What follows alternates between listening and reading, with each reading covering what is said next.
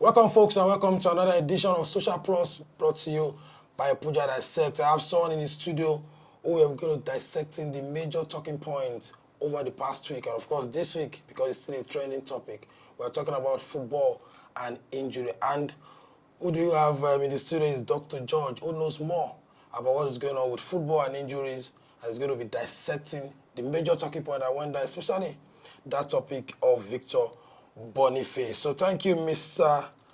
George, now Dr. George in the studio. Of course, we've been together for so long, and I've been finding a way to bring him to the studio to talk about, some issues. But thankfully, these injuries came on board, and here we have Dr. George. Dr. George, welcome to the studio. It's going to be on Social Plus with Puja Dissect, and let's dive into it.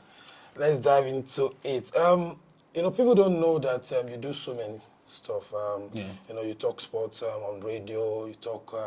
You work with several professional clubs in the MPFL. Right. Before we dive into the major talking points, just give us an overview of the doctor. People don't even know that you are a good MC as well. That they can call you for program weddings and seminars. Just tell us a bit about Dr. George. Okay, my name is Dr. George Ifanchukwu Chendu, but on social media popularly known as Dr. George D-Talk Doctor. I'm a medical doctor, so the doctor there is not native doctor. It's real doctor. It's real doctor, right? I'm a medical doctor, and I delved into sports medicine, football medicine about 5 years ago. So I had the privilege, apart from practicing, after practicing for a bit, I moved into sports medicine. It was driven by my love for sports from childhood, and then I got the opportunity in 2020 to start talking sports on radio and TV. And then I got the opportunity to get into football medicine proper, setting up the sports department of Sporting Lagos. I was there for a bit, worked with MFM basketball ladies, the current champions of... Are you still working with them? Yes, I'm still there, more of a consultancy basis. I come in but set up those structures. And then since then, I'm always involved in talking about things related to football lifestyle, football health, sport injuries, as you said. And of course, as you said, I'm a master of ceremonies. I also host events. So some people are wondering, Doctor, within Nigeria, you just exploit all your talents. Bring legal money. Exactly. You got exactly. So now you've talked about what you do, and it's not out of place to bring you on this episode to talk about the trending topic. I know it's so many people don't know about what goes down when it comes to football injury. As someone who have worked with professional clubs, even I work with other sports like basketball. Talk us through injuries to players. So first of all, football injuries is something that is very, very common. And in this part of the world, I think it's even commoner because of the enabling the environment where we play sports. It's not as conducive or as top-notch as you would have in other parts of the world. And so with that comes the increased risk of injuries.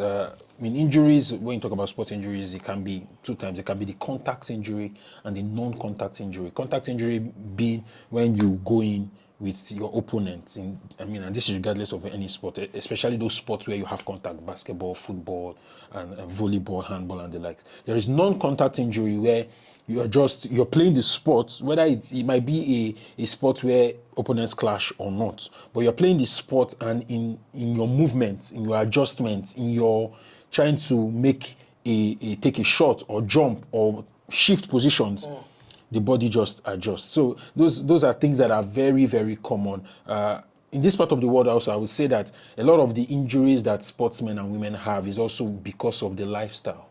You're involved with sports all around. You know that sportsmen and women, a lot of them are not exactly diligent to the kind of lifestyle and diet that they should be taking. And these are things that even if somebody doesn't hit you, what you take into your body can affect your body and can put you at a higher risk of having an injury.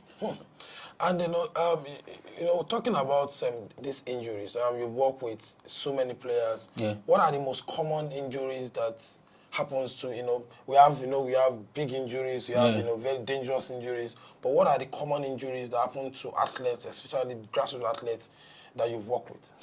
In my experience with working with a lot of athletes, footballers, basketballers, sportsmen, and the likes, I noticed that there is a lot of, depending on, I would say, let me start with depending on the kind of sport you do.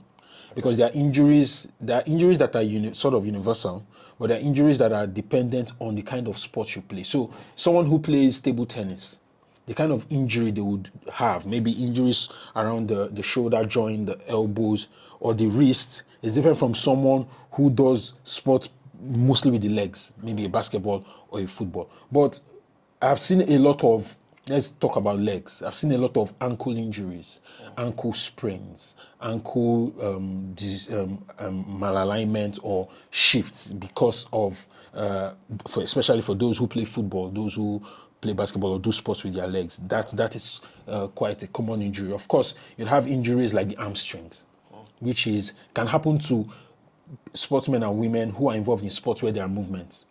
Right, if you're not doing a table tennis where you stand mostly and the movement is minimal, if you're doing any other sport that involves you using your leg to sprint or move, the hamstring injury is quite common. I've seen a hamstring injury a lot. Of course, I've also seen shoulder injuries because basketballers do a lot of trying to throw the ball, and then there's a lot of jabs. So a lot of times their shoulders get impacted, and then they also come down with injuries. I've also seen a lot of knee.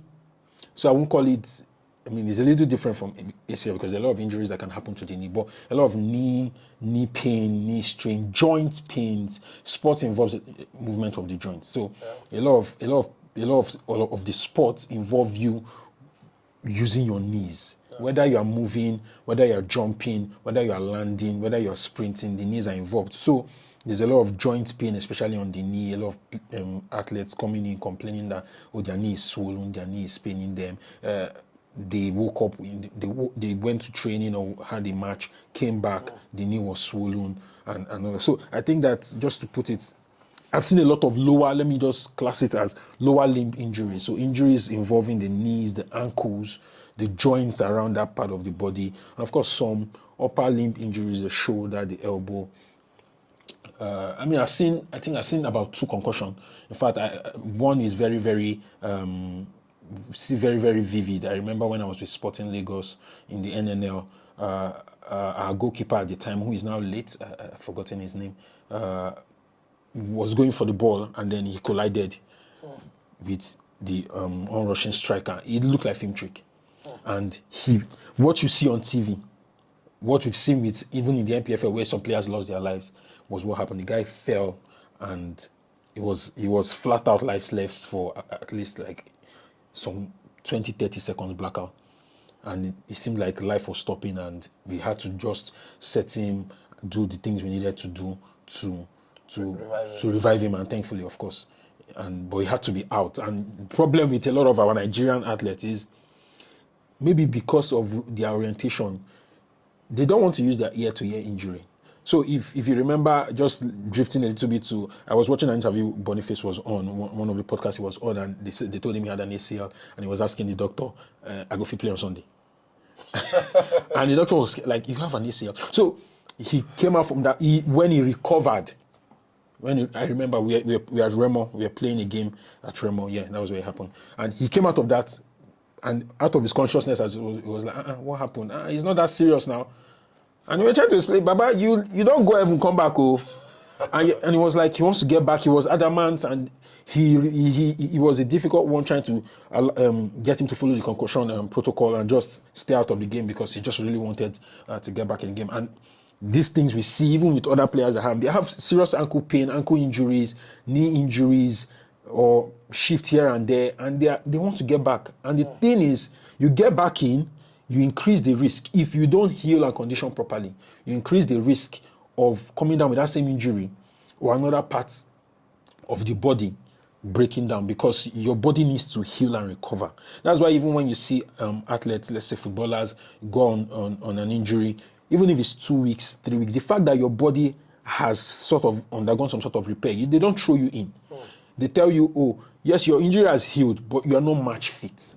Because training is different from match. So they need to now work your conditioning to the level where you are now regarded as match fit. So that if they jam you at that place again, you're not just going to you're not, the risk of breaking down almost immediately is reduced. So they walk you back. And you've mentioned something that is very key as well, because football fans don't really know the severity of some injuries. Yeah. They feel like no be shoulder injury. When I dey play monkey put, no be to put ice block. If I even get ankle injury, rank these injuries suffered by professionals for a lane man, football fans who just believe that a simple ankle injury you can play the next day because in your little far aside, you have an ankle injury, you have a swollen leg, you can still play the next day. Tell us or rank this injury suffered by these professionals you've actually taken care of, to a layman or a football fan. Okay, so it's first to establish that a lot of people don't know that the sport that is played at a professional level is miles, almost 100 times more intense than what we play on the streets, recreation, amateur. And some footballers, some local professional footballers who have interacted with, said even from the MPFL level, let me use MPFL, they go outside and the training levels is so many notches higher. Obviously, that's why most of them fail trials, though. Exactly. So you can't compare, first and foremost, the Jeon you play to the intensity of football that is played on a different surface with more conditioning, more training. Yeah. So if I were to rank it, I would say injuries that put you out of football. There are injuries that can put someone out of football for life. And there is the one that can put you out temporarily. So permanent and temporary. So in terms of permanent, if you're looking at things like any bone that breaks, let's say you do sports that involves your legs actively, football, basketball, and there is a break, there is a fracture. It reminds me of Eduardo da Silva, who broke his leg. And he tried to come back. Yeah. But you could clearly see that he wasn't at that level again. And a lot of people underestimate the place of the mental part. So a player who has had such serious injury as a fracture where his leg, his tibia or his fibula broke into two. Yes, it heals, but his mind probably has not healed. And that's why when they try to come back, they try to avoid that form or any form of anything that would mean that place where they had the injury is impacted. And of course, so permanent things like a fracture or even a concussion, because some concussions happen is a blackout, some concussions happen and there's a bleed in the brain where they have to go in, do surgery, stop the bleed, heal the fracture. I mean, so anything that anything that involves a break in the body, we saw Taiwo Awoniyi, that impact it had. It was not a break in bone, but it impacted his abdomen and the intestine so much that he had to go into surgery to repair. He had to be induced. He had to be out for a while, right? So some of these injuries, as I said, they are more permanent than the others. I mean, there are the injuries like, let's talk about the ACL that can take you out for about between at least 6 months, 9 months, 12 months or more.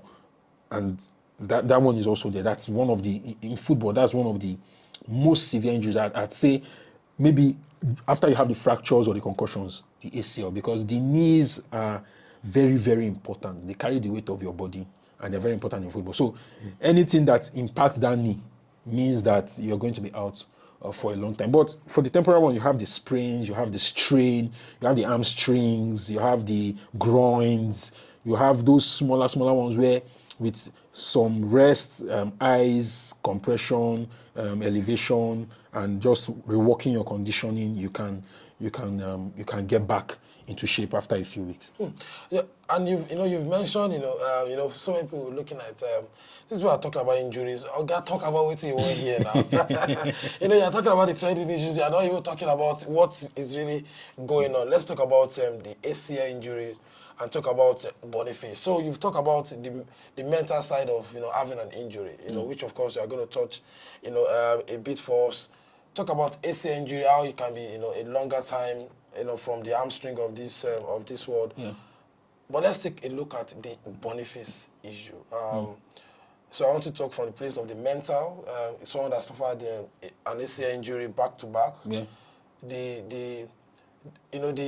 I think the mentality of where AC Milan is coming from. After the medicals with him, and of course, Boniface himself, where he will be as a person mentally. For the players who worked with, having an injury and having to come back and having to fight with fitness and the mental side of it. Okay, so let me just lay some context. The ACL injury is the anterior cruciate ligament injury. Now, just to give it some context, the knee joint, I think that the knee joint is one of the most important joints in the body because it bears the weight of the whole body, right? So, in the knee joint, you have the femur, which is the thigh bone, the bone in your thighs. I think that's the longest bone in the body. It's coming down, and then you have the tibia, which is the bone on the shin. So when you wear shin guard, they wear the shin guard to cover that front because there's a bone there. That's the shin bone, the tibia. Now they come together at the knee joint. Now a ligament are tissues that connect two bones. Now when you have the femur and the tibia coming together, you have some ligaments around that hold it in place, make it stable and firm enough so that no matter as much as possible how you are moving, those ligaments are very, very among some of the toughest tissues in the body. And so you have the anterior cruciate ligament, which is the ligament in front. So if you envision your knee, there's a ligament in front that is bringing the femur and the tibia together. There's the posterior cruciate ligament, PCL, that is behind, holding those two bones together. And then there is the MCL, the medial collateral ligament, and the lateral collateral ligaments that are on the sides. So picture this: femur, tibia, anterior holding those two bones, posterior holding the ones in the back, and then the lateral. And so you can see all the things in place. Then you're not now talking about muscles that are making sure that everything is in shape. Now, what happened to Victor Boniface is that the anterior cruciate ligament, the ligament that is holding the femur and the tibia in front, tore. And there are different degrees to it. There can be a sprain, an ACL sprain, which is, depending on what happened in that session, maybe the movement, that ligament stretched. So you just like, I'll use a rubber band. The ligaments are like rubber bands. You can stretch. But there's a way you stretch a rubber band that you know that you don't reach limit. It goes slack. It goes slack. Now, that is what we call the ACL sprain, where it has stretched and this thing on the slack is weak and is more at risk of tearing. Now, there's a kind of situation that can happen that, with a rubber band, there's a way you pull it and it snaps. Yeah. Now, that's what happened with Victor Boniface with the ACL. It was a tear. And there are even different grades of tear. There's a grade 1 tear grade. This was a tear completely that had to be repaired. And he had this twice. Now, he had this when he was, I think, 18 at Bodo Glimt. He was younger. Now, they say athletes, when they have injuries, severe injuries when they are younger, there is a higher chance that they can heal faster because their body hasn't completely formed, right? So he had that injury when he was about 18, took him out for 6 months, where he had to heal properly. It was 6 months because I imagine he was younger, probably a grade 1 tear, and so it was not a complete tear. But the problem with injuries is that the moment you have an injury, automatically the risk of having that same injury doubles. At least doubles. The risk of having another injury around that same area also doubles. So that is why you find players that have had an ACL injury and later on they have an ACL injury. Or you're recurrent. Or you now start having recurrent knee problems. Yeah. Because it's like your phone screen. Once that follow-com screen breaks, anything you put on, anything that is not that follow-com, you are more at risk.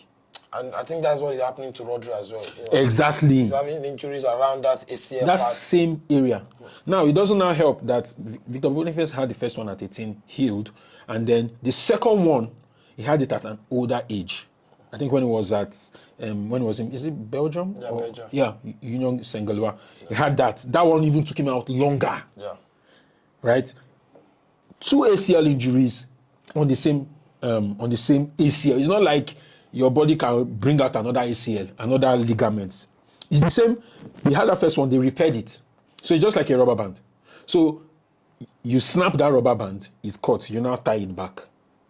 Already, it's not cha-cha. It's not follow come again. Yeah. It's already impacted, which means that there is a higher risk. So the player has to be monitored. It has to be followed through. It has to be guided. You see players like that, they are not played regularly because they're trying to manage the knee.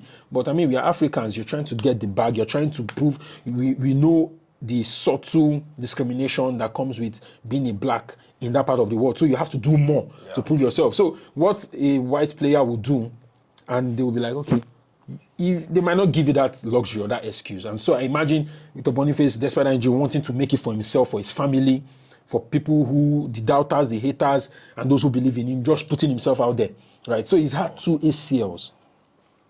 First and foremost, if you look at the total time rehabilitation and being out of the game, 6 months here, 9 months plus there, you're talking about almost 2 years. Let me put it that way. Yeah. Give or take rehabilitation. Because even the 6 months he had earlier, it's not like after that 6 months he came back immediately. Yeah, you have to. Right, so you're talking about 2 years out of the game, doing almost nothing. Watching, we've said, I'm going into the mental part now.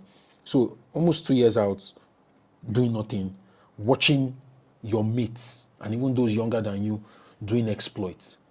These people need to realize that football, a lot of football generally can be quite boring. Meaning that if you're not playing football, if you're not out there training or playing football, you pretty much don't have anything you're doing. Yeah.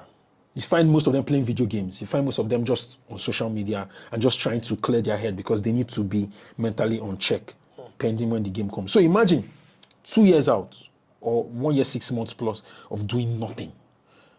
And you are asking yourself, what am I doing here? I've watched a lot of interviews of Victor Boniface, granted, and he tried to explain how he almost quit football.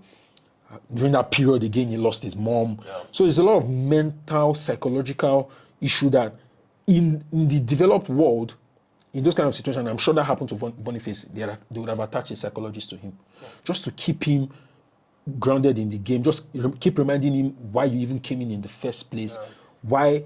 Yes, this is a setback, but don't worry. When you are going to have an equal chance of trying to get your shirt back.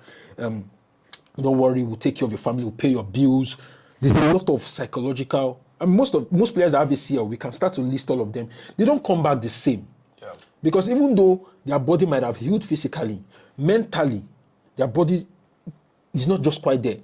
I talked earlier about the fact that you come back from an injury like ACL and you are careful on your movements. You start to second guess yourself. You start to withdraw from harmless 50-50s, in quotes. Yeah. You start to think that maybe somebody's after you, So you're not, whether you like it or not, it takes more work to get you back to the level where you can go in, contest, take those shots, make those decisions. Because there's already an impact on your body physically and, more importantly, mentally. So I can imagine what Victor Boniface has had to deal with. And then now getting to the point where it looks like there is light at the end of the tunnel, and AC Milan comes in. Now, I won't really blame AC Milan. Every business entity will look out for themselves first and foremost. And so when a player is about to move, one of the things they get from the selling club, they want to get the injury history of the player. So if the player has a personal physician, they reach out to the personal physician, personal nutritionist. They want to know what the player is all about before they take on the player. So a lot of people think that just see a player that is playing well on TV, or you watch a player, they send scout, oh, this guy is good, and you sign. There's a lot more that happens. So they want to get the injury history. They want to get the nutritional history. They want to get the character history, the social history of the player. The discipline history. That's why you see some players say, oh, we want to sign you, but we can't sign you because you've had a history, track record. With your former coaches. Exactly. They try to get all this history. And in the case of Victor Boniface, as it should be, they got the history from his previous clubs. previous medical history. Oh, he's had this injury, and let's not even, apart from the ACL, he's had to deal with multiple times out, groin injury there, knee injuries. He had a few knee complaints apart from the ACLs that took him out here and there. And you want to weigh the pros and cons. And I saw people snapping his knee and putting, that's too shallow. That's for a club of AC Milan's magnitude. You don't make decisions based on, oh, his knee is, because there is no player, I dare say, there is no player, and I'm talking about football, there's no professional football player that has not had an injury that involved some sort of scarring. Some you might see, some you might not see. I mean, a player that has had an hamstring tear, if he raises his shot, you would see, because his surgery, whether it's microscopic surgery or macroscopic, they have to go in. So there will be some scarring, right? So for a club like AC Milan, you don't make a decision by looking at, oh, his knees. No. It doesn't make sense, obviously. So they got the history and they checked the pros and cons. Based off the history, this looks like a player that is repeatedly, let's even start with the fact that injury-wise, he's always out, in and out. Then, the fact that his knee is being repeated issues with his knee. And they ask themselves, are we willing to deal with this? I remember Bayer Leverkusen also said that when he came back from preseason, he was fit as a fiddle. He was good to go. He did not have any issues, because players, when they come back from preseason, the tests are run, the mandatory preliminary tests for the preseason and the season is done. And he checked him out, he was good. But AC Milan's issue, I think, was more of his history. And, they are getting him on loan for 1 year. Yes. So it's not a permanent deal, it's a loan deal. So what if he comes in on loan and he doesn't play because of some complaints? I mean, AC Milan is not one of the richest clubs in the world. They are dealing with their own financial issues. So for them, anybody that is coming has to be value for money. Yeah. And then they looked at all of this and they didn't quite think that it would be a venture that they would want to go into. This has nothing to do with Victor Boniface. It has nothing to do with him, because he is good. He is fit.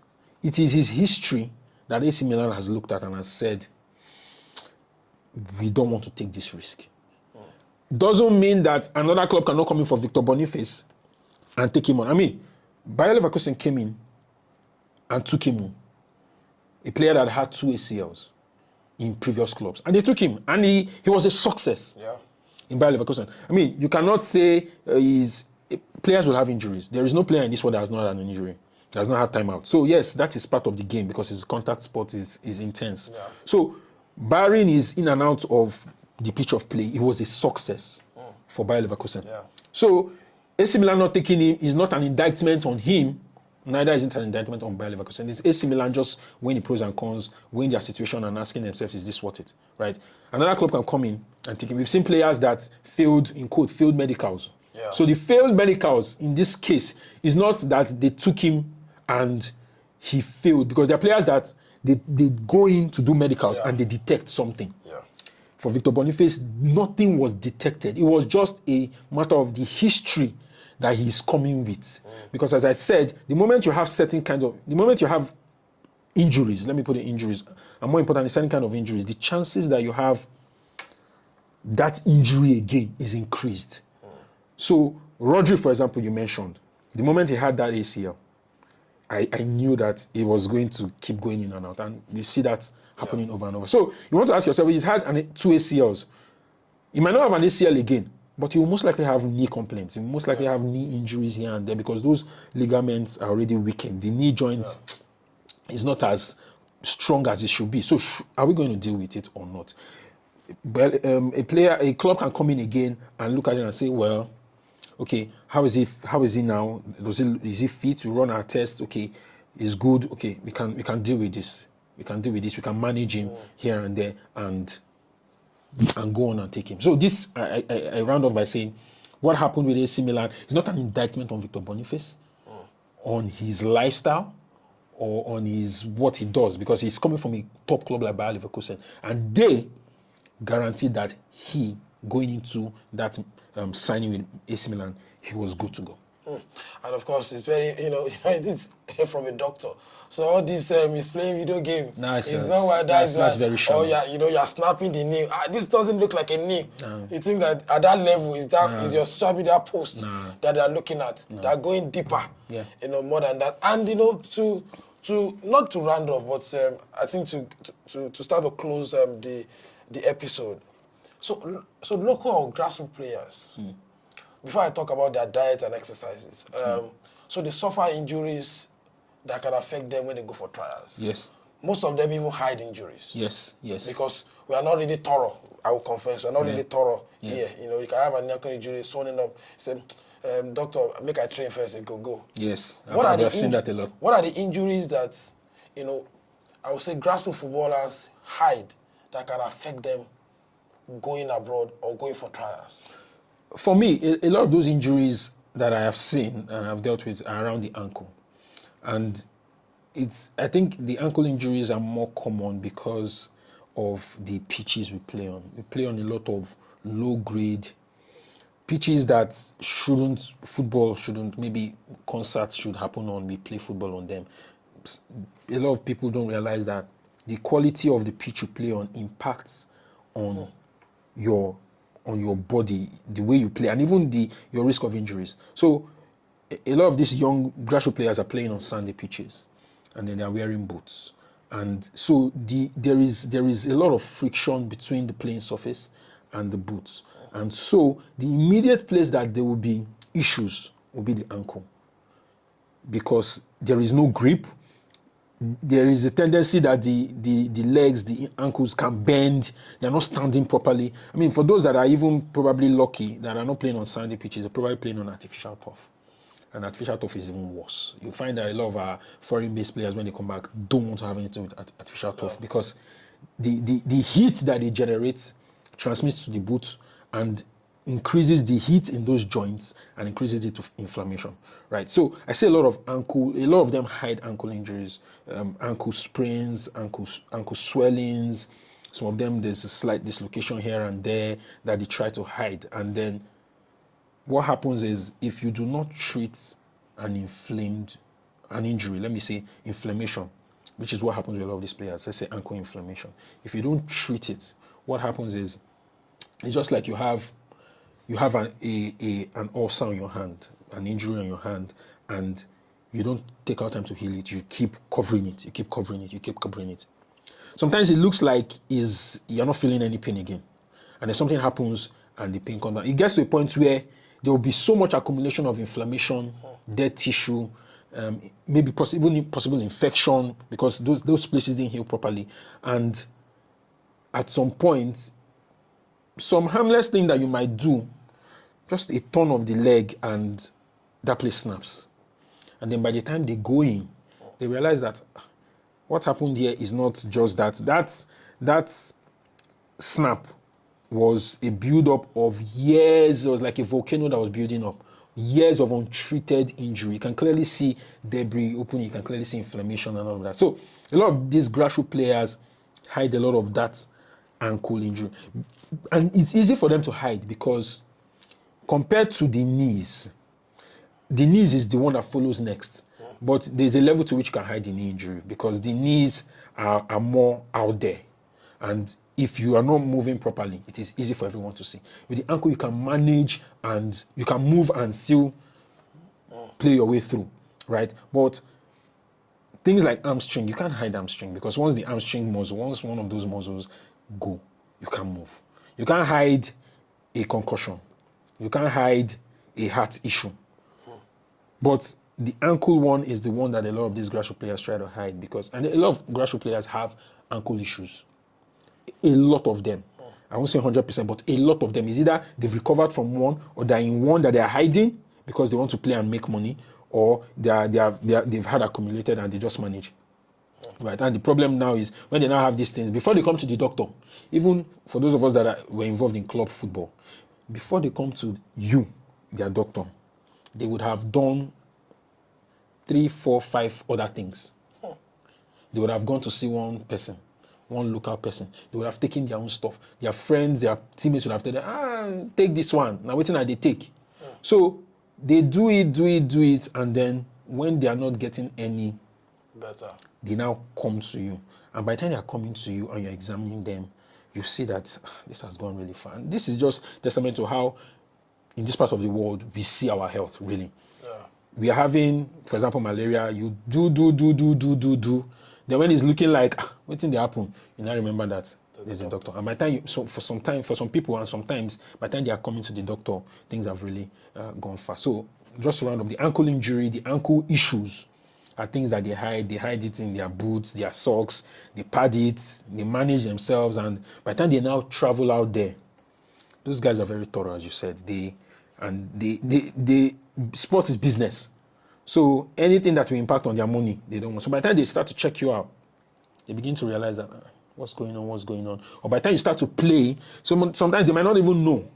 You start to play and then they notice that your movement is not quite aligning, and then they check you out and they find out that there is an issue, and a lot of times send you back home. And it would be criminal not for me to talk about diet, because I've been around footballers. And before training, I was taking energy drink. Some will want to train, but I think I just stop to eat this gala. And you want to train. I've seen a lot of them, at a lot of clubs, drinking while they are still playing active football. Yeah. I'm not talking about even grassroots, MPFL players, big players as well. Yeah. And I've gone to Remo Stars, and I've spoken with the owner of Remo Stars, and they talked about Beyond Limit. That from my own layman, I'm not a doctor. He said something that is very key, that they hit 5 times. The Beyond Limit Academy boys hit 5 times a day, and they go for snack. And if they miss 1 minute after eating that snack, it will just be like carbohydrates. Nothing. It will not work on anything. So talk us through how dieting, exercises can affect footballers, because I've seen professional footballers coming to training with energy drink in their hands. Some of them even have gin. Those sachets. And none of them use sexual enhancement. Yes. So talk us through how dieting and exercises can affect players, and even can prevent them, can even affect them to have injuries. A lot of times, people need to realize that what you take in, is you can't give what you don't have. There's a reason why, if you check out the athletes that are the topmost, the Cristiano Ronaldos, the ones that have played for so long, they say the Thiago Silvas, the Zlatan Ibrahimovic. If you check these guys, you hear them say things like, they have a personal chef, they have a personal nutritionist. You hear them say they don't joke with their diet. Because whatever output you're going to give in whatever sport you are in is a function of how optimal your body is, right? So diet, nutrition is very, very important. There's a reason why the biggest clubs in the world, even a club that is not so big, they feed their players. Yes, you have the time when you go home, but you see the 9 to 5 in code that you are there. There is a diet, and even after feeding you, they draw up meal plans for you. They draw up timetables for you, that even when you go home, this is what you must follow. Whether your wife, whether your girlfriend, whether you're hiring someone to give them this. And that's because your body, with the intensity that you're going into sports with, your body has to be aligned and pruned that way. So diet is very, very important. Unfortunately, in this part of the world, it's not something that the sport ecosystem takes seriously. It's not something that, if there are people who take their diet seriously, it will probably be on an individual level, and there are not so many. It's supposed to be a situation where there is a direction, a policy direction, or is a sport thing where you're saying, when it comes to sports nutrition, I mean, in Nigeria, what is the direction when it comes to sport nutrition and sports medicine? That there is a general instruction or guideline that clubs now take from and personalize. We don't really have it, right? And that means that players are now left to their own devices to feed themselves, to sort themselves out. Now, that's even one side. Even when we have those clubs or those institutions, sporting institutions, that have some sort of direction when it comes to sport medicine and nutrition, the players themselves, their mindset is not aligned to it. So Then I will tell the player,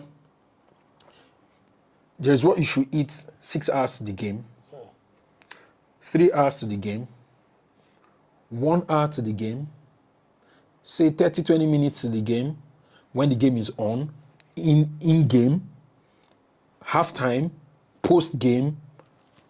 And you're telling the player, this is what you should eat. The player is like, what do you tell me? So they tell me, say, I no go chop my akpu. You know, I no go sit down and chop my swallow. I go chop on 12 hours. No, we are not doing that here. And they sneak out and do their own stuff. And they don't realize that these things it always shows. Because in your performance, you are not optimal, you are not swift, you are not fast enough, you are being beaten easily, concentration. There's this thing where, and I'm sure you notice, when you eat proper meals, your body sort of shuts down for a bit. You're like, relax, man. Yes, sometimes you go even want sleep. Yeah, I don't joke. It's not that you're lazy. The body needs to, it's called postprandial effect, where because blood is the major carriage of the food nutrients when they break down, the blood in your body moves to your stomach. And so it drains a lot from your head. Most of the blood now pools in your stomach. So when food digests, it moves it. So at that period of time, so imagine a player eating heavy 1 hour to the game or 2 hours to the game. Usually it takes food 3 hours to digest. So you eat an hour or two to the game and you get into that pitch, or you get into that sport. The body does not know, oh, okay, it's sports time. Let me wait first for me to finish. The body will do what the body will do. And so you find clumsy challenges, clumsy tackles. You find that you jump and you're not landing properly. And all those things increases the risk of injuries, right? So nutrition and diet is very important because, as I said, you can't give what you don't have. Before we now even talk about exercises. Exercises are now a situation where, first and foremost, it takes me back. Our players, our institutions are aware. How many conditioning coaches do we have? How many physical fitness coaches do we have in our sports? How many of them are even taking the sports ecosystem, if done properly, is so large that everybody has a place to play.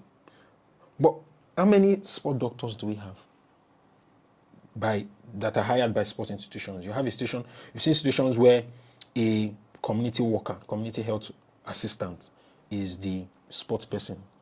So if you don't have that knowledge, how are you going to tell the players, the athletes, the sportsmen and women, oh, when you jump or when you squat, don't internally rotate your knees. Don't do this way. This is what you need to do to build your fitness. After a game, this is how you tone it down. We don't have it. So a lot of times players are left to themselves and what they know, what they've been told. Even the coaches, the instructors in the teams, it's based off what they know. If they were even going for, let's say, refresher courses, or there's some personal development that they are taking on themselves to learn how to train these players better, that would have been better. But they don't know. And so the way they train the players, the overload on the players, is when you're training players or athletes, there is how you should schedule it. The body is like a machine. If you give it more than it can handle, it will break. So it's loading. You have to load and load gradually. But if they don't know it, they will do what they know, overload the players, and then the player just jumps to head the ball and lands, and he has an injury. All those injuries can happen because sport is intense. But when diet is wrong, when the exercise is not right, when attention is not being paid to what goes in, how the body is conditioned, then the risk of these things happening is even increased. And that will bring us to the end of the show. Thank you, Dr. George. And I know you'll still be back because there's still a lot of talking points when it comes to football generally. And I see you donning the jersey of Chelsea. Are you a Chelsea fan? Club champions. World champions. The best club in the world. You see that? Why I know they help people with that. Oh, and I see you donning the Manchester United jersey. I know that. Yeah. You're just helping them. He's just a host here. But Chelsea, the best club in the world. I mean. So you see now, doctor, they support Chelsea. I mean, if you know the best, why you not go follow the best? So Chelsea are the best club. The best club in the world. This one no be. I know they talk. This one is facts on the table. So let me put you on the spot before we leave the show. Where will you think Chelsea will finish this season? Top four. I mean, while I'm a Chelsea fan, I am also objective. We have a long way to go in attaining the heights where the likes of Liverpool and Manchester City, even though Manchester City are experiencing some sort of slump right now, but you can't have a club where you have 20 incomings and 40 outgoings and you want to challenge. The stability is already so. But I expect Chelsea to do enough to finish in the top four. And then if any of the top clubs slip, Chelsea might just be in contention. But I cannot say that Chelsea will win the Premier League, but they must finish in the top four.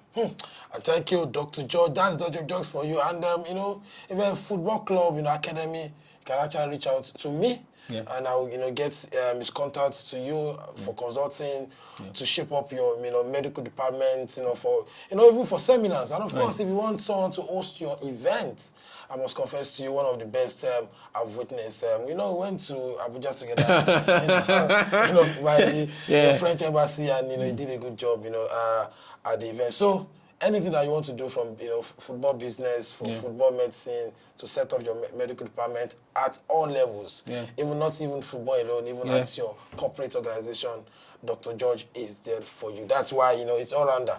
And I have to bring him to the show to talk about one aspect of his of his cap, talking about football and injuries. Thank you, Doctor. It was such a pleasure. The legendary Puja. To come your way again, don't forget to follow us across our social platform on Twitter, Puja Media. What's the Twitter handle of Doctor? The Talk Doctor _ on all platforms. The Talk Doctor, like TALK, then Doctor, DOCTOR, DTHE, The Talk Doctor _ on all social media platforms. Even though, his handle will be on the screen, on this show. So thank you for coming once again. It was a pleasure. Subscribe to our YouTube channel, dissects. Make sure you turn on your notification button and get our videos as they drop. Till you come your way again. Bye for now.